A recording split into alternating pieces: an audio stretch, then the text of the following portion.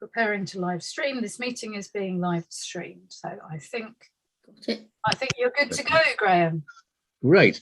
I was just going to say I'm so sorry to hear that the switch on had to be cancelled at the weekend. And I was involved in another another issue where people were doing a similar thing actually on Saturday night, and they went ahead, but they regretted it quite seriously because the wind, and this was further up Bucks into the hills, if I can put it like that, and it got pretty serious. Fortunately, nobody was hurt, but we've got big bills for tent poles and Lord knows what landing on cars and things of that sort. So I think it's it was a difficult decision to make, and I think Alex did make the right one. It's so sad because of all the effort that everybody put in and the sponsors and so forth. But at the end of the day, if anybody was seriously injured, we would never be able to forgive ourselves. So, you know, we have to take note of that. And I have to say, I went down to the bottom of the garden, and we don't normally get too much wind here because we've got woodland everywhere, and branches were falling about to such an extent that my wife came and shouted at me to come away because she thought I was going to be knocked out. And in fact, we've got some pretty big branches that have landed. So, you know, I think it was the right thing to do. So anyway, moving on. We have apologies for absence, I believe. We do. We have apologies from Paul Mason and Paul Henry. Thank you very much. Now, minutes of the last meeting. I have to say I wasn't present at the last meeting. I think, Deirdre, you took that, didn't you? I can't remember now. I believe you did. Yes. I think the minutes are all right. I have read the minutes, but as I say, I wasn't present. I've no issue with the minutes, but I don't know whether it's an exact contemporaneous recording of the meeting. Because they seemed all right to me. Yeah. Right. So may I suggest that we can approve the minutes? Is everybody happy with that? Thank you. Okay, moving on to item 3, declarations of interest. Are there any declarations? Alison. Thank you. Yes, just making my usual declaration. I'm a unitary councillor and a member of the South Area Planning Committee. So I'll be keeping an open mind on all of the applications tonight and won't be predetermined on any of them. Thank you. Thank you, Alison. We have a public forum. Have we? No, I haven't received anything. Right, okay. So moving on to the plans, which I looked at all of them.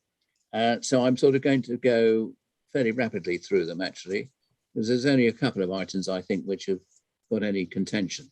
That's my belief anyway. So moving on, 15 Colette's got close. a hand. Colette has a hand Sorry, up. Deirdre. Yeah, Graham, I just wanted to say I've looked at quite a few of them and I've got quite a few objections to about 10 or 11 of them. So. Oh, right. Well, you better interrupt me then. Yeah, I will do. Okay. Sorry.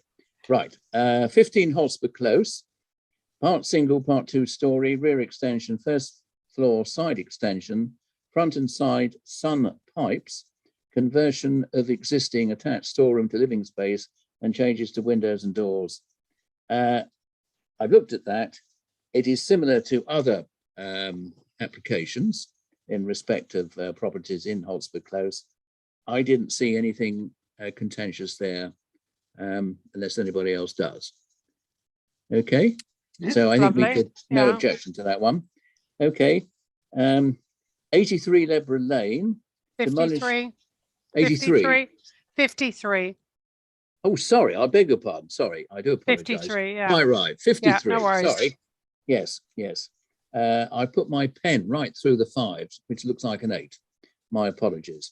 53 Lebra Lane, Beaconsfield, demolition of existing dwelling and erection of a new dwelling with attached garage.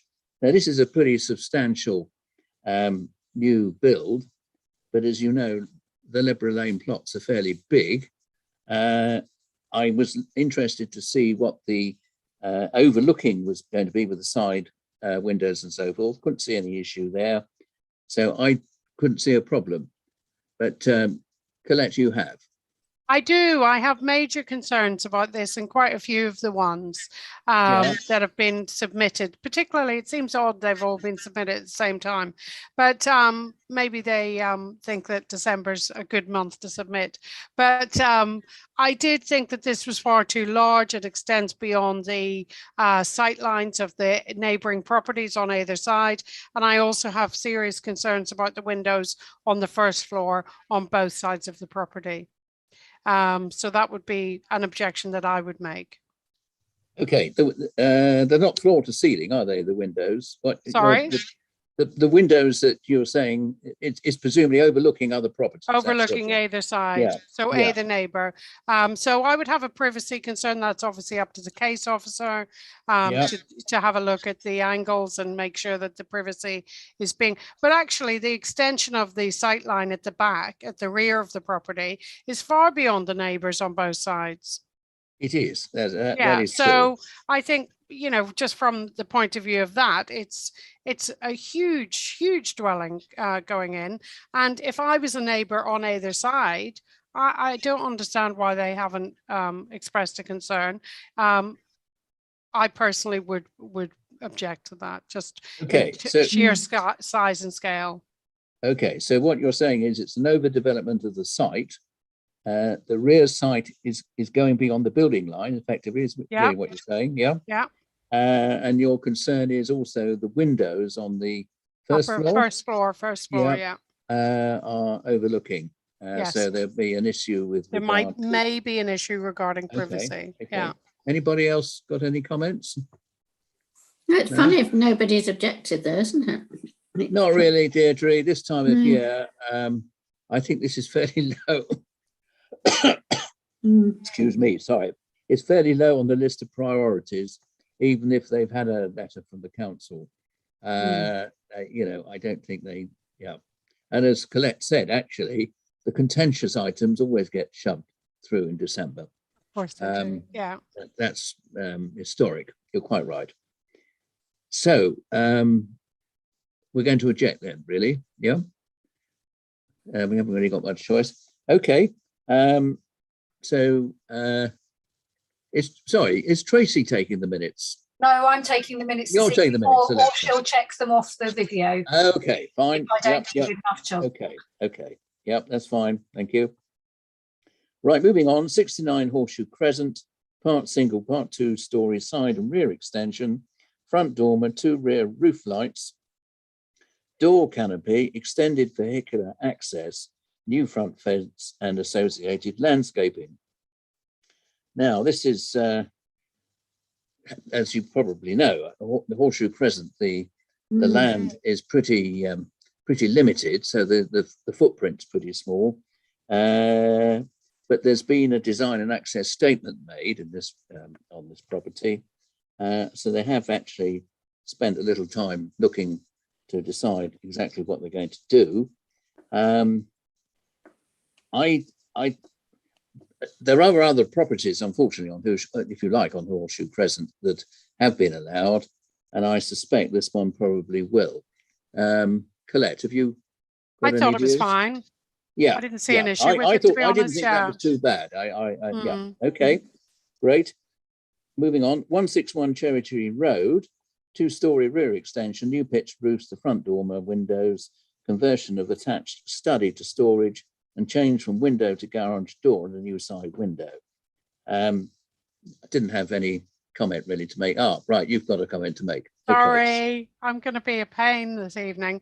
But, you know, I just had a look at it. And again, first floor windows, I would ask the case officer, obviously that's their job, they'll have a look at it.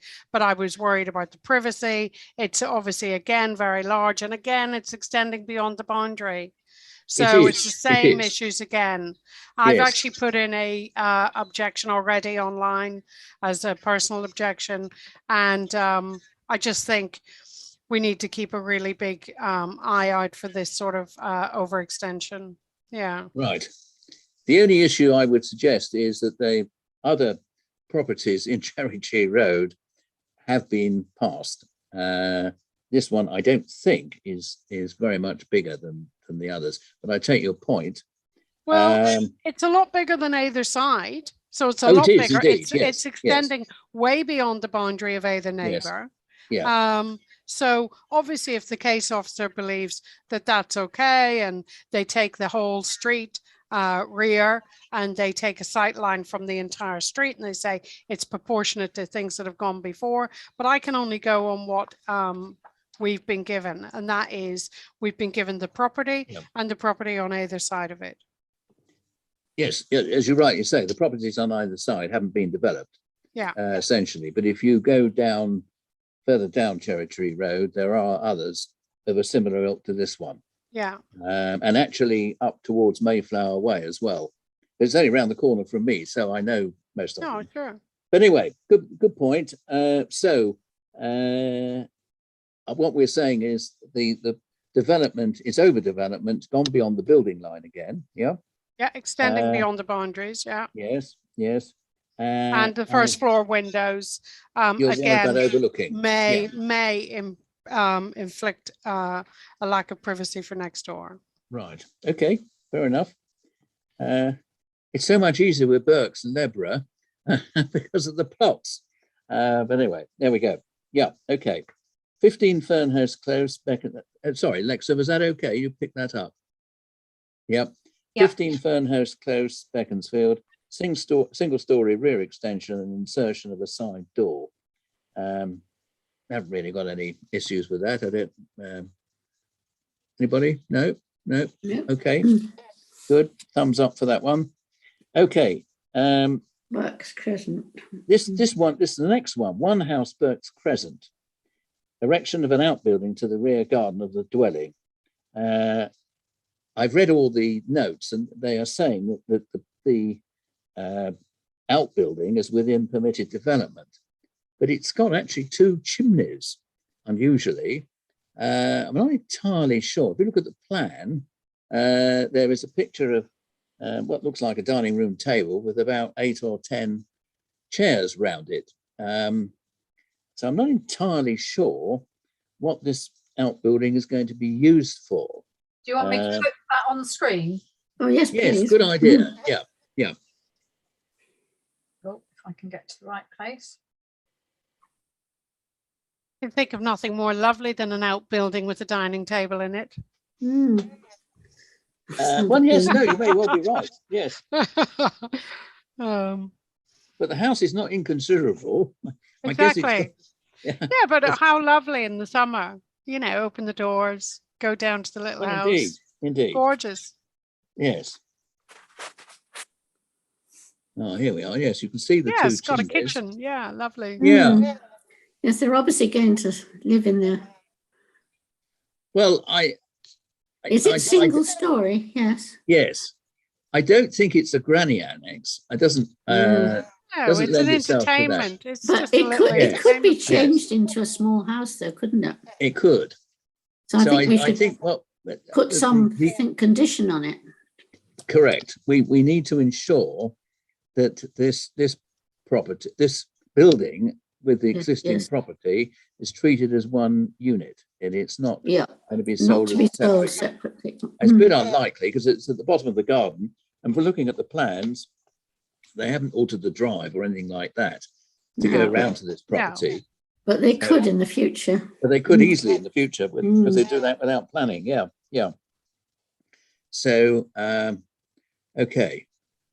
So we're happy with. I think it's in proportion to the house, though, and I think just for somebody to put a little accommodation down at the bottom of their garden to entertain, or if it turns into a granny flat or whatever.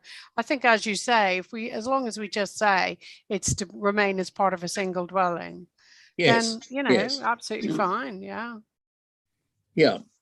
but it's quite a. I'm not entirely sure. Looking at the plans, I'm not entirely sure whether or not there are services there. I mean, has it got kitchen and bathrooms or things like that? As you rightly say, it must have services, mustn't it? Yes, you're right. Yes. So the ability. I think it's a bit dodgy. Correct, Deirdre. Do you? Yes. Do you? Yes. Well, I putting think it forward in the future. so big. Mm. Yes, it is quite a, yes, it's quite a size.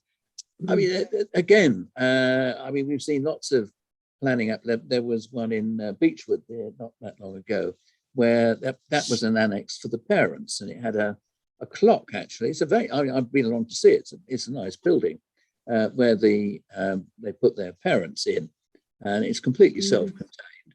And you know, anyway, that was fine. Oh, here we are. Yes, yes. I mean, it's quite a significant size. This building. It is. Yeah. You couldn't even, if you wanted to, you couldn't put a driveway in there, could you? Could go up Because the of the side. fence, you know, You're because of right. where the house is, you couldn't actually put a driveway in there. So it would be very difficult to get access to it as a individual building.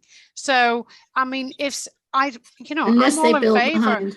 Well, I'm all in favor of separate accommodations for grannies and aunties and uncles and Yeah. nannies, you know. So, I personally don't have a problem with it. Yeah. Anyway, we'll put that condition in. Yeah. Just and leave it at that. Yeah, that's okay. That's fine. Right, moving on. 48 Lebra Lane, single story front side extension, first floor rear extension, loft conversion, rear dormer, one rear roof light, and erection of a double garage. Colette, have you got views on this? nope. No? Okay, but I didn't, but I just wondered whether you had. Okay, fine. Thumbs up on that one. Moving on, 9 Beechwood Road, Beaconsfield, demolition of existing single-story garages and single-story projection and erection of 2-story extensions to both sides, single-story rear side extension with 2 rear balconies, 2 front dormer windows, 2 rear roof lights, changes to windows and doors, and removal of chimney and landscaping to the rear. Now, this one hasn't got what I was concerned about. Now, I know this property because it's just up the road from me. What I was concerned about was doing what they're doing. How many trees do they need to chop down? And there's no tree information, which has been referenced by Richard Garnett. If you pull up the Hardenville design, have actually put in a lovely 4 or 5 pictures of the existing site, so you can see. Yes, they have indeed. Yeah. Yes, I've seen it. You want to have a look at that? Yes, we can do. Yeah, yeah, absolutely. Yeah, it's a big house. Yeah.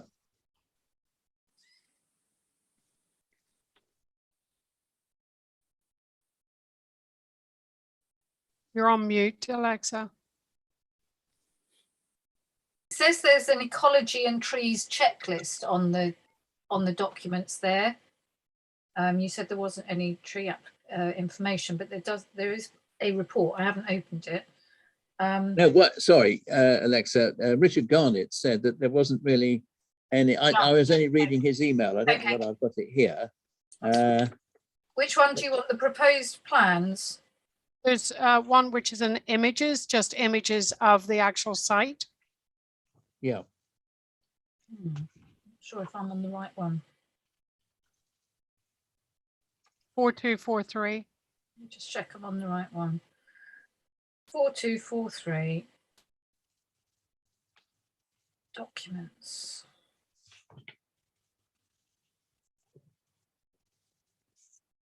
Ah, photos, context photos. There you go. I've Yeah, done the that's wrong it. Yeah. one. Right, let me get this shared to you.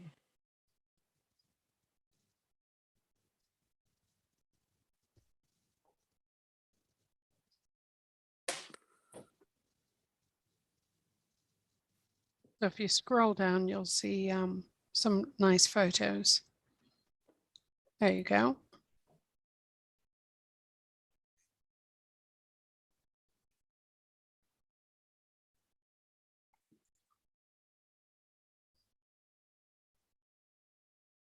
So there aren't any trees. The tree?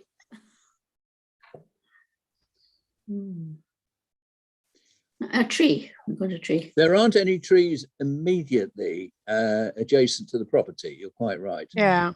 I mean, as far as the garages are concerned, I've no objection to them. They look a bit ugly, to be frank, for a house of Yeah, that size. horrible. Yeah. Yes, yes, I mean, I think it's really lovely that they've provided these photos. yes, So, you know, big up them for actually doing that, because it just yeah, makes it the context really clear, doesn't it? yes, yes. And it's a big plot. Gorgeous. Yeah. Yeah, yeah. Okay, Yes, they've got room thumbs up for that. Yeah. Yeah, okay. Moving on, 46 Butler's Court Road, single story rear extension and alterations to the rear window, ground and first floor, and an additional window to the side elevation. Now, this is quite a tight plot.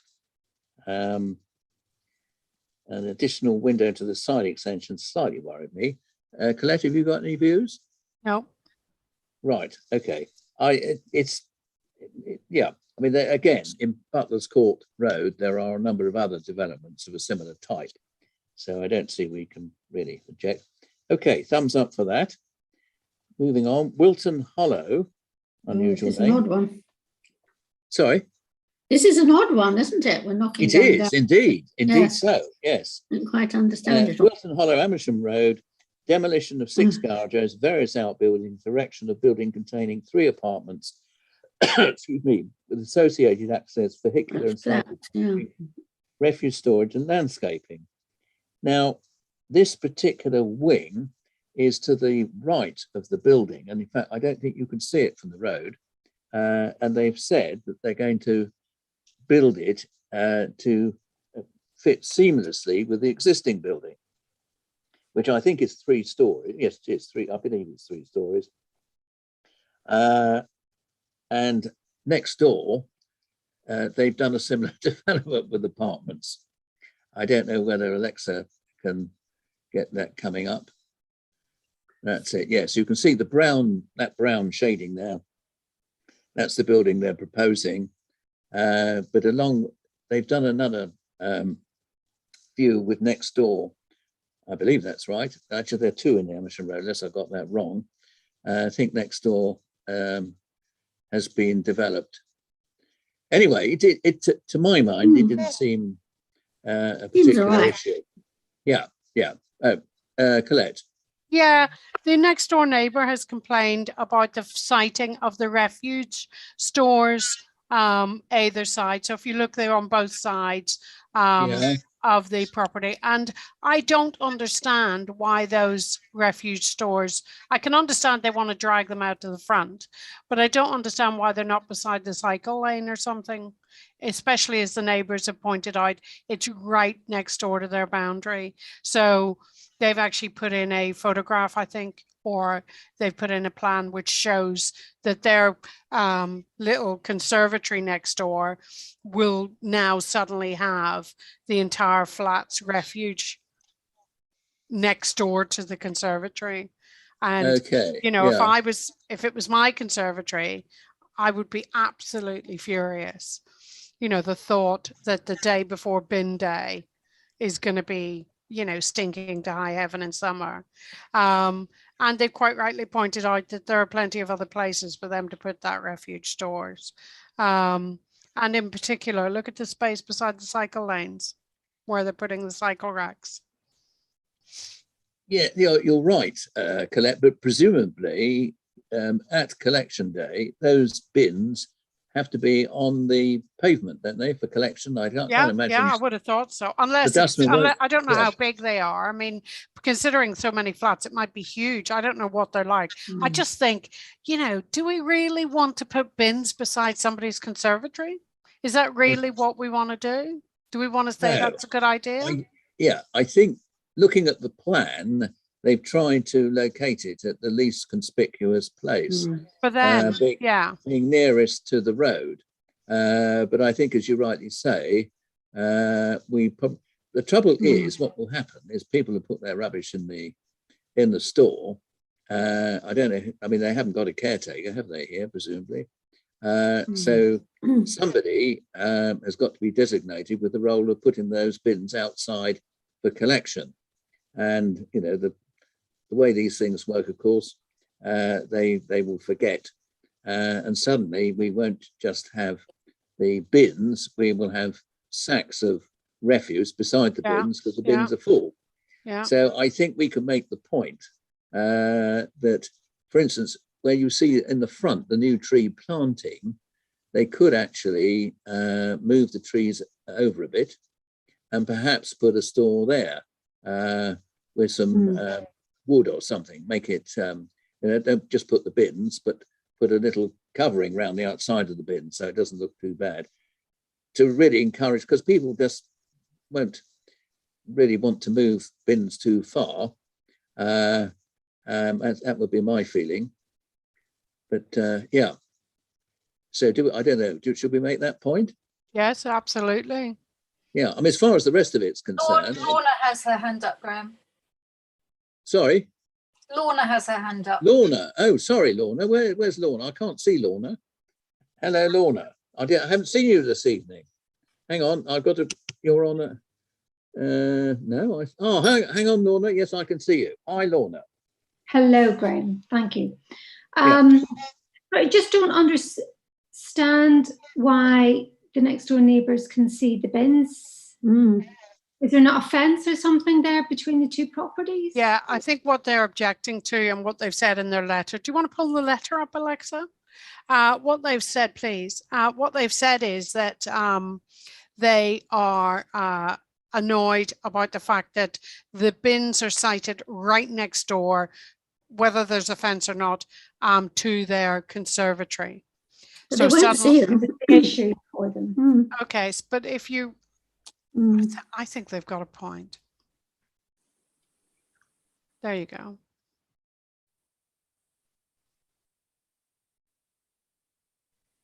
So the removal of trees. And the Yes, there is quite a significant removal of trees. You're quite right. Yeah. If you scroll down, I think they've actually done a photograph. Have they given us a photograph? There is at the bottom. Oh, keep going. I think they've shown us their house. There you go. Keep going. They don't like them near the boundary. Yeah, there it is. Keep going. If you keep going down, there it is. So that's where they're saying that the bins will be, where that red square is, as far as I know. Yes. Yes, I can sympathize with that. And I think also the issue of putting them a fair way from the road would effectively mean whoever's designated, I guess it'd be a sort of a rota. But people are not very keen to push these bins too far.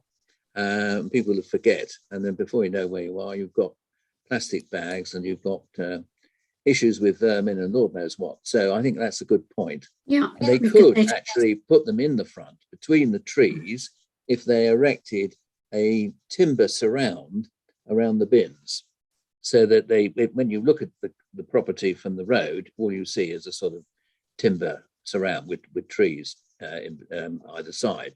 Don't think that would look too bad. That would be my suggestion. Okay. Anybody, any comments? Yeah. Are you happy, Lorna, or do you think? No, I just couldn't understand why you can see your next door neighbour's bins. So that's okay. I think that, sorry, Lorna, I think the reason they put the bins there was it was about the most inconspicuous place. Looking at the architects doing it, they thought, well, let's put it so that people don't see them, which is fine. But it is some distance from the road when somebody's got to take them out and put them in the front for collection. And they've got plenty of space, haven't they? Oh, they've yes, got plenty of space. They can put them out. Yeah. Yeah, they've got loads of room. I mean, we want to actually consider everybody around us, don't we? Yes, yeah. But apart from that, I thought actually it was quite a good development, frankly. Yeah, gorgeous. Yeah. Okay, right. Moving on. This is a property quite close to me. 3 Burgesswood Grove, Part 2, part single story rear extension, front porch extension, some alterations to windows and doors and a roof line to the front extension. It actually does involve a number of trees being removed. I've read the tree report. They're saying that some of them are really not worth saving. Well, I don't know, they may be right. This is a very substantial extension to the property. They're right down in the bottom of the hill, and the plots are unusually shaped, if I may put it like that. No, they're not rectangular or square, they're sort of a bit round. And Richard Garnett, yes, has said, I suggest that the agent clarifies if any removal of trees is going to take place as part of these proposals. They haven't actually said how many trees are going to be removed. Clearly, there are going to have to be some because of the extension of the property and the patios they would have put in, which would be a cause of concern. However, looking at where there's a bit of scrub land, if I can put it like that, so, I mean, some of the trees probably aren't worth saving. I'm not suggesting that, but it is quite a, I don't know if you've been down Birdeswood Grove, but it's a woodland setting, which has been there a number of years. So I don't know, it's difficult to say whether any really mature trees are in question. The other thing I would say, I'm printing all this out, there are a very substantial number of windows overlooking the other properties. Admittedly, the plots are bigger than the other ones that we've been looking at, Horseshoe Crescent, etc. But even so, the size of the windows is quite large. I don't know whether you've any comments on that, Colette. Yeah, no, absolutely. I've just written concerns regarding the privacy of the adjoining neighbours regarding the windows upstairs, first floor windows. So, yeah, I would just point that out, that we would have concerns about the privacy for the next door neighbours. Yeah, yeah. At the north, which is the front of the house, there are dormers in the third floor, whereas in the rear, what looks like to be Velux windows in the roof. Now, exactly whether or not people can see through the Velux to neighbouring properties, it's unclear actually, but there are two quite substantial Velux windows. So yes, I agree. I think I'd be concerned. Okay. So are we happy on that? As long as we're making that comment that we would, yes. You know, have a concern about the privacy. Yeah. Yes. Yes. Yeah. I mean, the actual extension of the property actually looks quite good. I wouldn't criticise the design, but it is hugely going to take up most of the plot, which people seem to be doing these days. But there we are. Okay. Now we're 2 doors down. Oakland House 1, Burgesswood Grove. Construction of new pool building, including gym and sauna with retaining walls and changes to external services. Now, this effectively is putting a gym at the bottom of the garden, which is adjoining the public footpath. I don't know whether you're from Cherry Tree Road down to Burgesswood Grove. There is a footpath, goes down the hill. And this house is the first on the left, if you like. So this gym and whatever, I don't think it's going to be an issue. I wouldn't have thought so. I've no objection to it. Yeah. I have building envy. Building envy. Yes. They can put that in their garden. Yeah. How lovely. How lovely. Look. Mm. Isn't that gorgeous? It's a very beautiful. It is a bit damp down there. It's a bit what? It's a bit damp.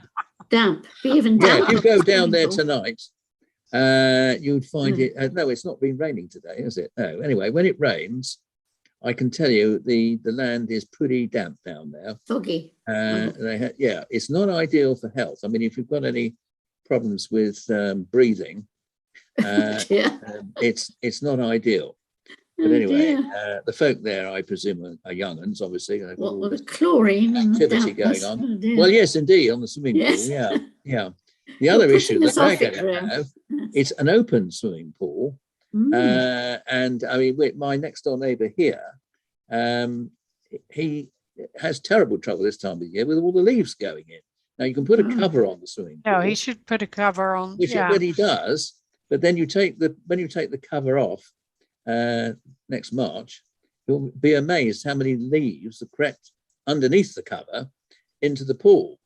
So it's a bit tricky. Anyway, there we are.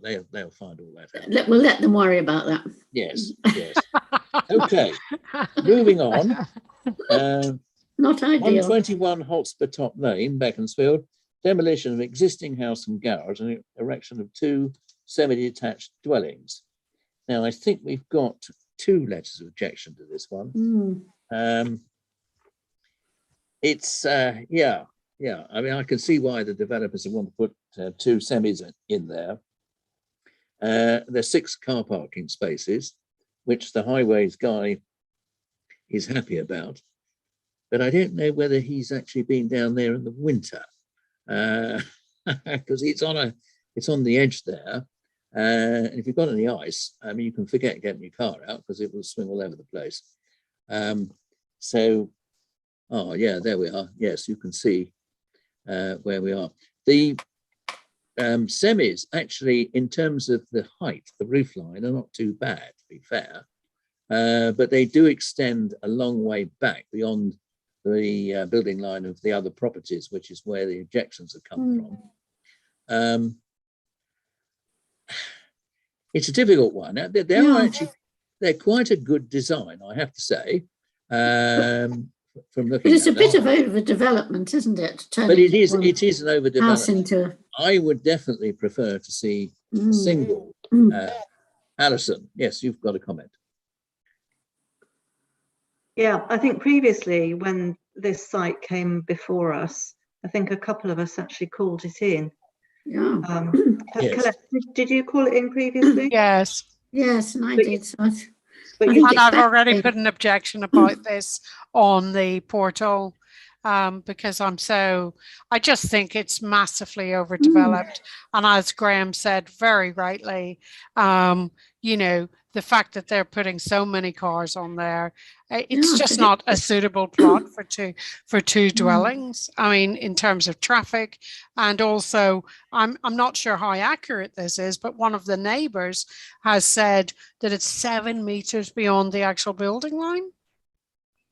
No, I don't know if that's accurate or not, but that's what they've said. Yeah. Yeah, I've actually printed it out. I tried to measure it, and it's certainly 6 meters. Oh, is it? Is it? Yeah, yeah. Oh, wow. Yeah, so he's not far out. And is that 2 stories, 6 meters? I think it's 3 actually. Wow. Well, I think that's big. Far too big. Yeah, complete overdevelopment. Yeah. I think we should give it a big thumbs down. Yes. Again. Yes, that was my feeling. Yeah, right. Okay. Is that all right, Alexa? Yeah. Okay. Woodside, 151 Amersham Road.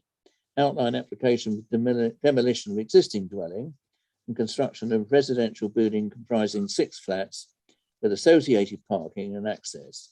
Matters to be considered at this stage: access, appearance, layout, and scale. Now, this existing property is effectively a chalet bungalow. It's quite wide.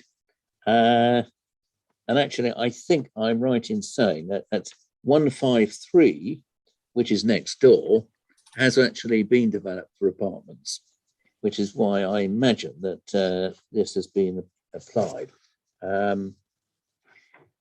Anyway, that's the way I'm afraid it's going on Amersham Road, isn't it? Is that on the left-hand side going down? Yeah, going from Amersham, going from Beaconsfield to Amersham, it's on the left. Yeah, yeah. Right. And it is in the little, they've got that separate road, haven't they? When they're talking in. Yeah. It looks very big to me. It is quite. Oh yes, no. Compared with the existing plot. The existing. And the neighbouring house looks very small. Yes, I mean the only issue is 153. They've allowed the permission for that, and that's a similar thing. So it's copying that. Yes, but I think in fact, actually, Deirdre, it's slightly more. I think it's 8 flats there. Yes, I stand corrected.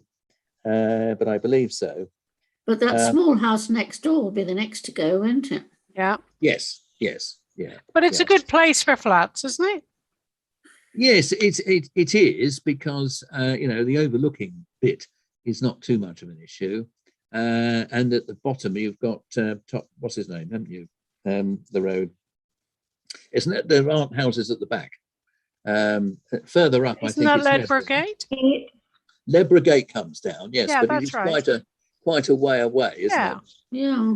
I think So I it's a don't- good place for flats. I don't Yes. have a problem with No, flats along the no. Amersham Road, to be honest. Right. They look quite nice, actually, to be fair. Yeah.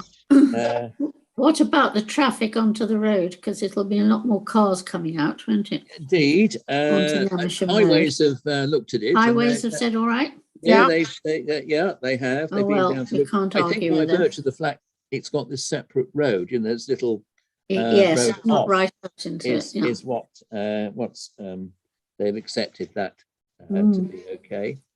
But anyway, the fact that next door's been passed, Yes. they're building, Precedent. I don't think whatever we say will make any difference No. at all. So, excuse I me. think we'll have to go. Yeah, Alison. we'll have to go yeah. with that. Sorry, Alison. did Alison's you- got her hand up. Yeah. Yeah, sorry, Alison. Yeah.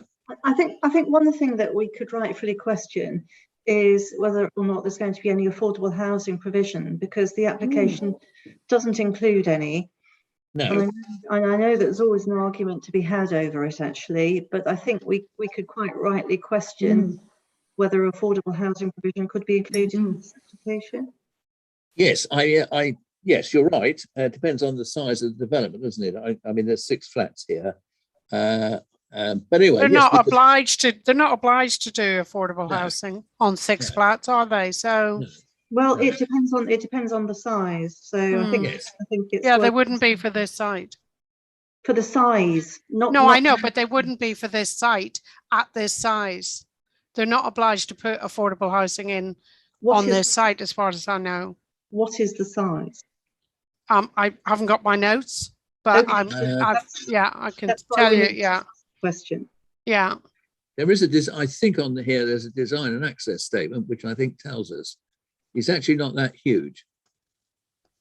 I think I'm right. Am I? No, hopefully I am. There's no harm in putting it Oh, there we down are. Yeah. in the comments. Yeah, no, fair enough. Let's have a look. Hmm.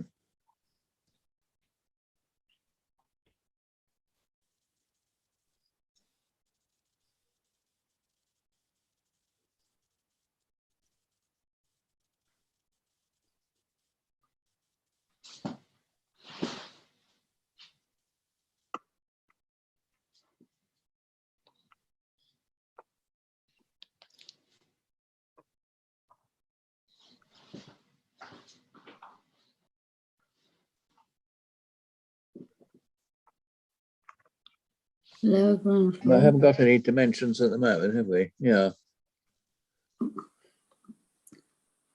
I mean, they wouldn't be terribly luxury flats, would they, in such a position? No. They- No, they're I not. thought they might be quite reasonable for Beaconsfield.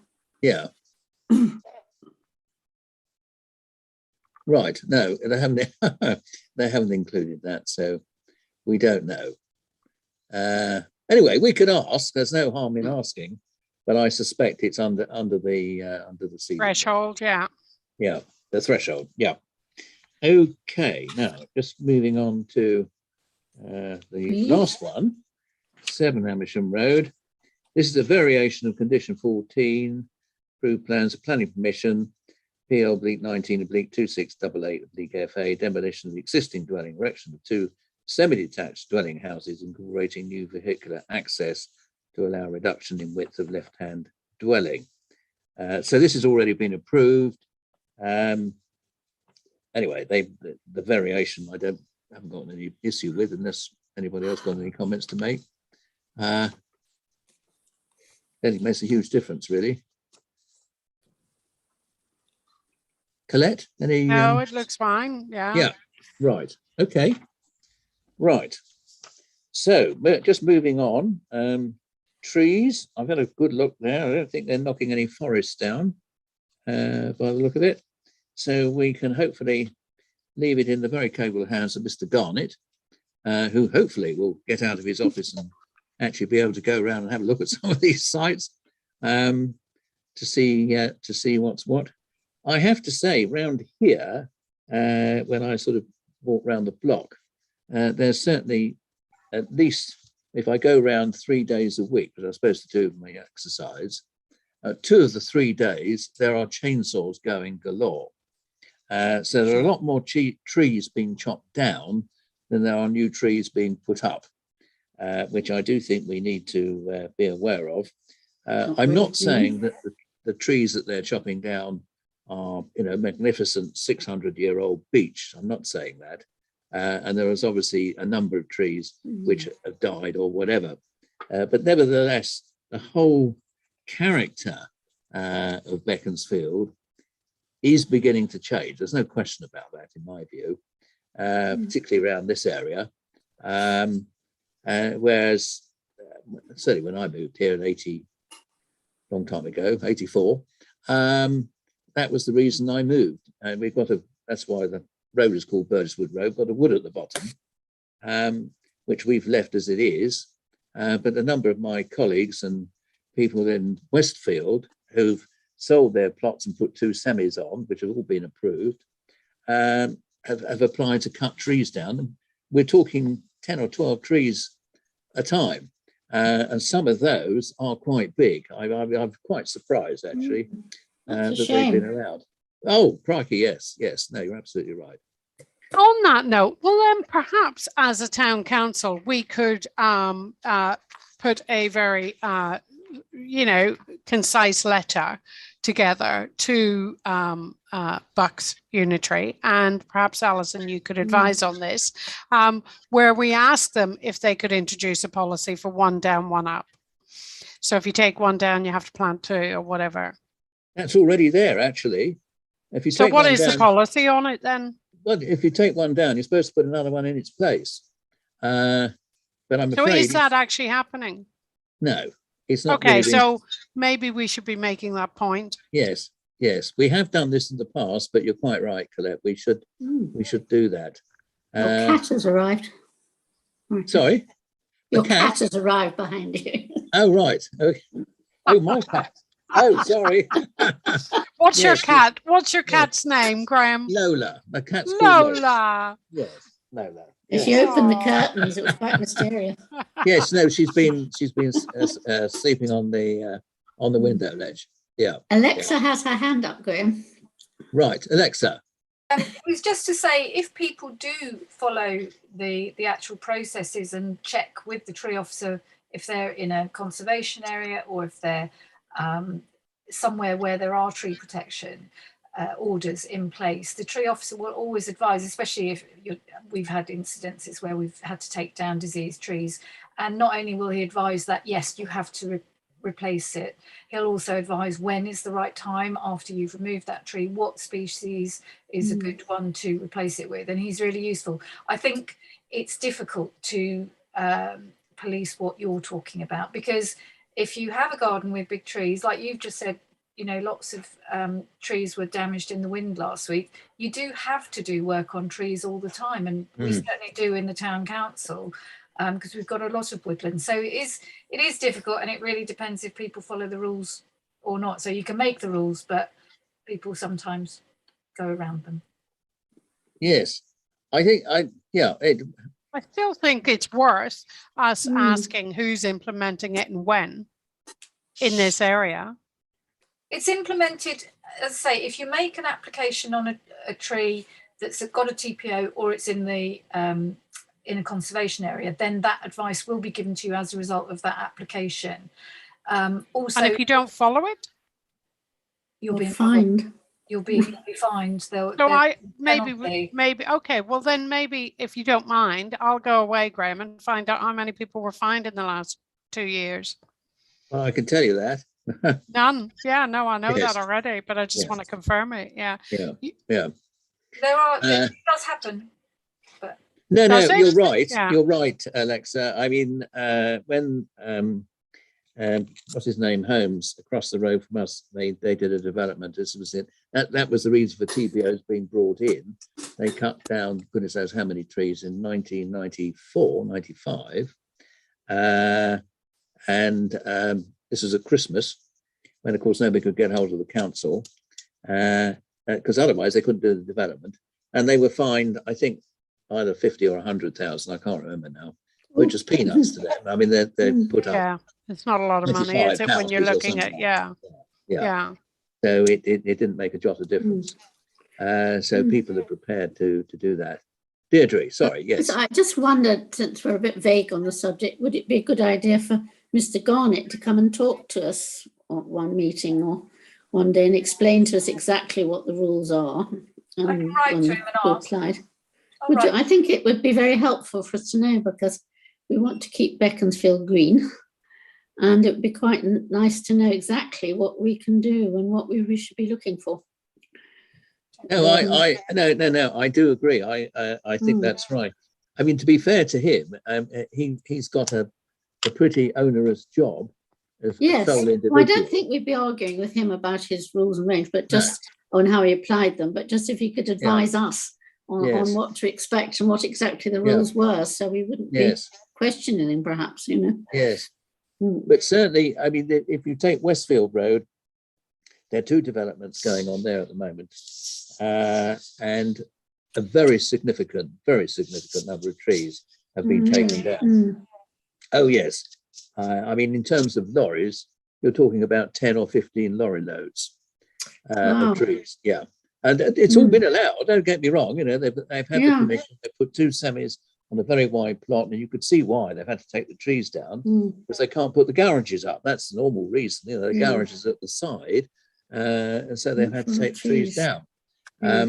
Anyway, there you are. And it's been approved, so we are where we are. I'd like to learn more about it, you know, exactly. Yes, I mean, what I would say, if Mr. Garnett would do something. If we walk round the roads here in 5 years' time, it'll be a totally different scene.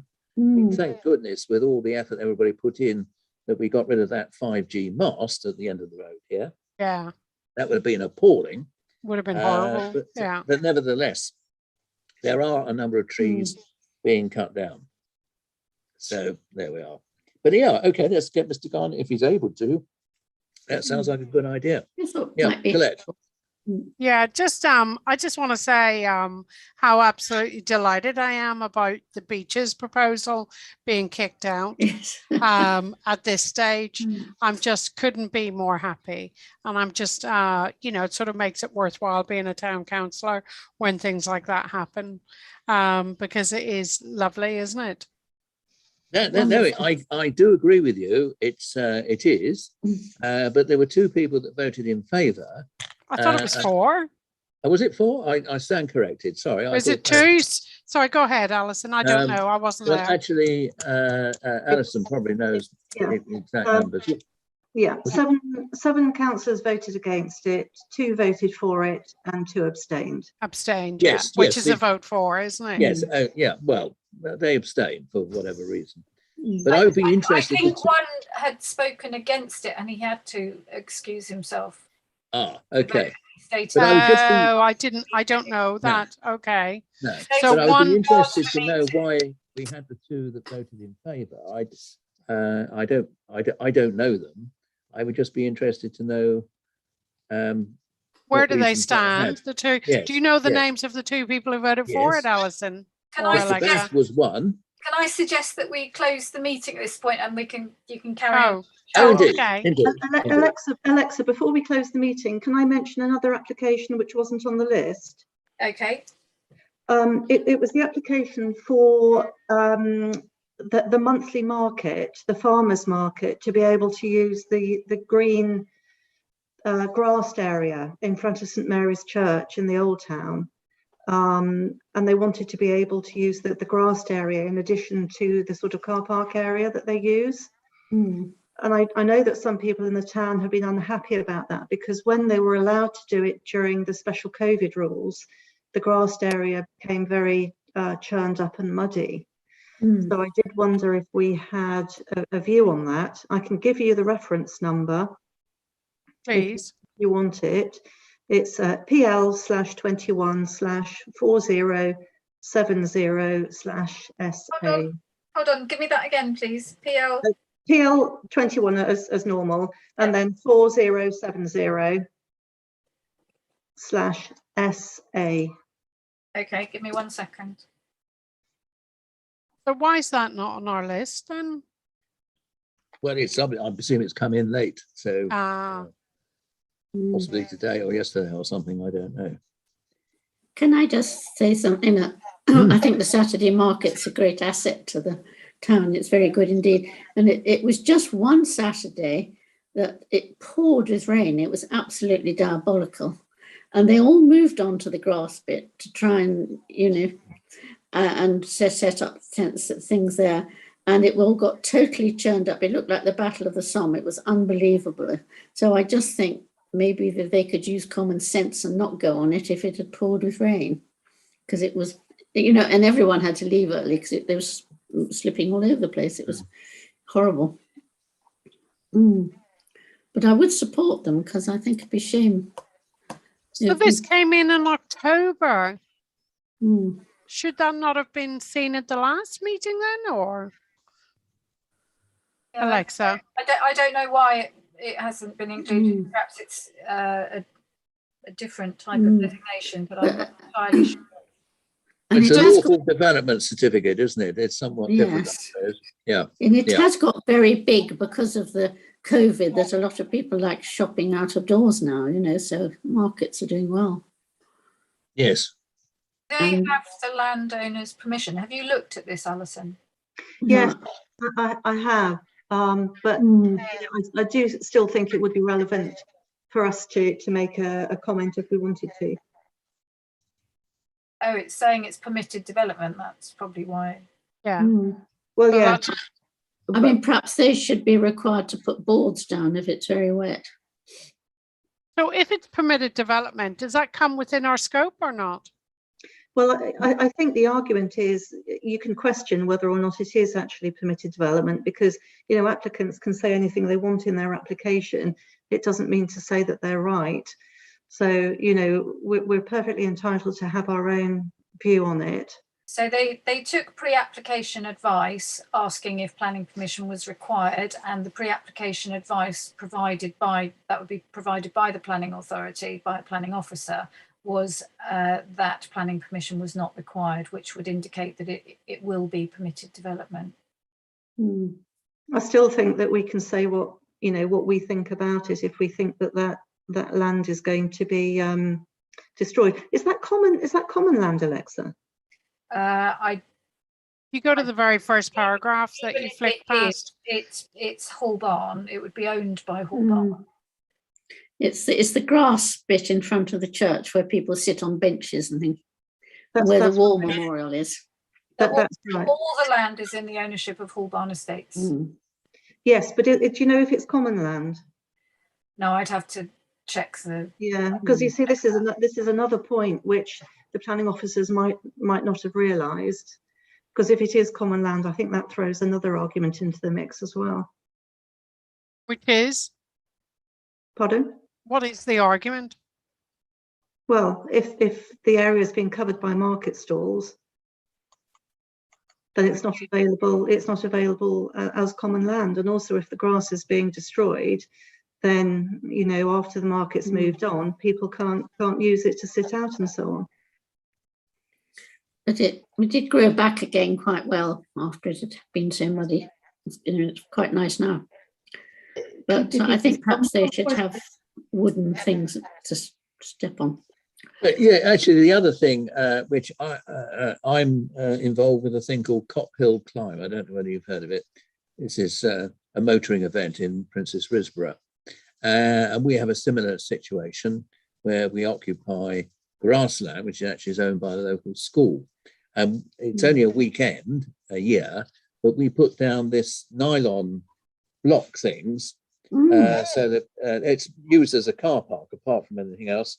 And that actually protects the grass. And that's at the what end of it the needs. weekend, yes, you can pull this stuff up. And it doesn't damage the grass at all. So I would suggest that we mention that. Yes. I think that would be excellent, because you just thought it needed a bit of protection, you know. Oh, indeed. I don't know, the Ball Hotel, I don't know if you're familiar with that, Jarrett's Cross. Yes. If you go to the Ball and you can't park, you know, when you pull in to the right or in front of the thing, you go in onto the grass bit. If you notice, that's got this nylon square netting, mesh stuff. Yes. And you don't sink into the ground, almost regardless of whether it's been pouring with rain or not. Very good stuff, actually. Would you like to suggest that as a condition then? I would think, I would say so. I think that would be very helpful. Yes, because they are parking vehicles. Might please everybody. It's not just erecting the stands, and it's not just people walking. You've got vehicles presumably backing in to it so they can unload their stock. Lorna has her hand up. Oh, Lorna, yes. Yeah, I agree with you there, to put some protection there, but also to restore it and the upkeep of it as well. What if that isn't sufficient? Who's responsible for that going forward? Who maintains it? Who pays? Well, it gets mown. The grass is mown all the time in the summer. So I don't know whether we mow it. The netting, I don't know who pays. Oh, the netting, yeah. Replaces it. I think the stall holders would have to put it down. And, well, yes. And also once you've got the netting down, you can leave it there. This is what they do at the Ball. And you know, it does protect the grass. It doesn't look particularly brilliant, I have to say. I mean, if you wanted to play cricket on it, it wouldn't be ideal. But it does protect the ground, certainly. Yeah. Colette. Yeah. Can I just ask you, I mean, just so I'm clear, Alison, are you saying that you don't think the market should be happening every week because it's happening if it were happening on common land? It's once a month, this one. This is the monthly market. Right. Not once a week. So but I just want to be clear what you were saying, because obviously I don't know anything about this application. It's not on our list. I haven't read it. I don't understand. You know, I like to have a look at things before I would make a comment. But what you're saying is that if this were common land, are you saying that you don't think the market should be there if it were common land? I think it's something to take into account, because if you look to the south on this plan here, you know where the car park area is, which is outside the red-lined area.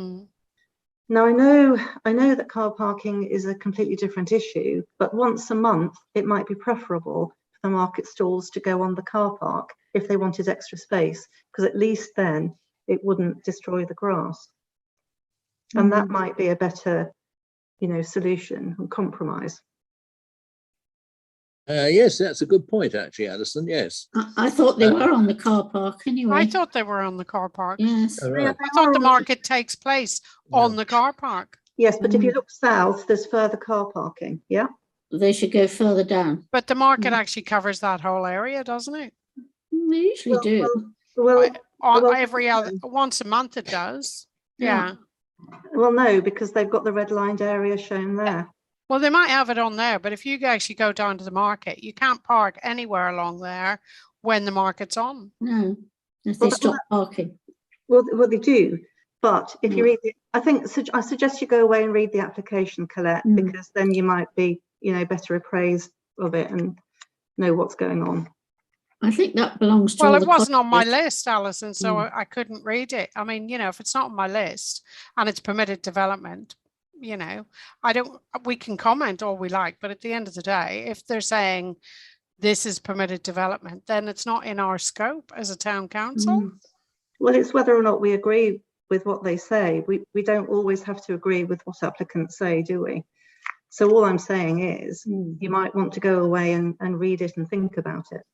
Not if it's not on my list and it's permitted development. I don't know. Sorry. But I think okay, we can make the point, which is a good point, that we are concerned that the grassland will be churned up. But if you go now today and look at that grass, it's very nice. It's absolutely perfect. It's completely restored from this terrible day several months ago when it was reduced to mud, and it's all come back again. And it hasn't spoilt it for people wanting to go on it at all. No, I think the fact, as you rightly say, if it's every month, that's obviously very helpful. Anyway, we can make the point. Yes, and I just think it's such an asset to our community. Oh, it is. No, very it is. much liked by all the people who go to it. Be shame to sort of curtail it too much or make it too difficult for them. Particularly in the summer, it's very, very pleasant. Yeah. No, you're quite right. Lorna has her hand up. Yep, Lorna. They had it on Saturday. It was horrible. They closed it down early. Right. Yes. So can I just check? Was there an action on Alexa to confirm if this is common land? Sorry, Lorna, I didn't catch that. I can have a look at my map in the office, which will tell me. I'm not at. We don't know if it's common land or not. Does that make a difference to our?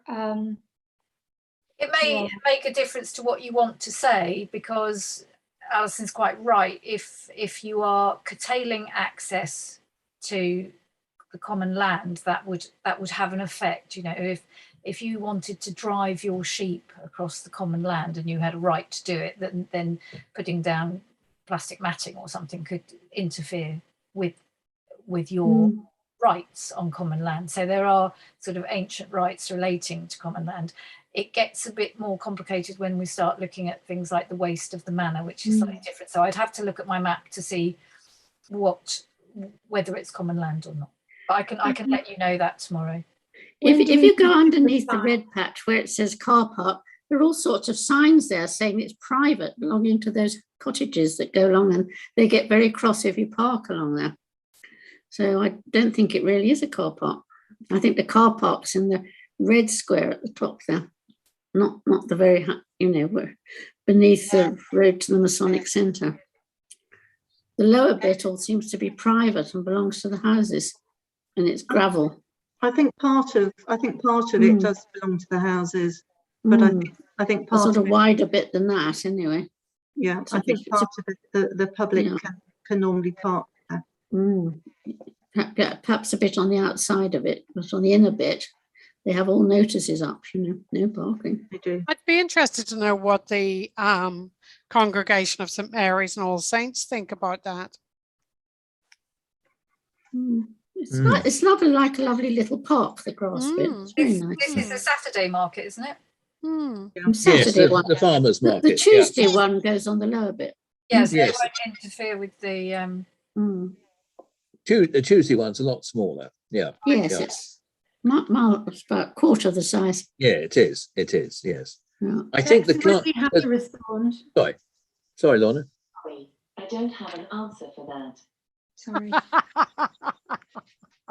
Give me every time. I have to ask you something. Ask me something.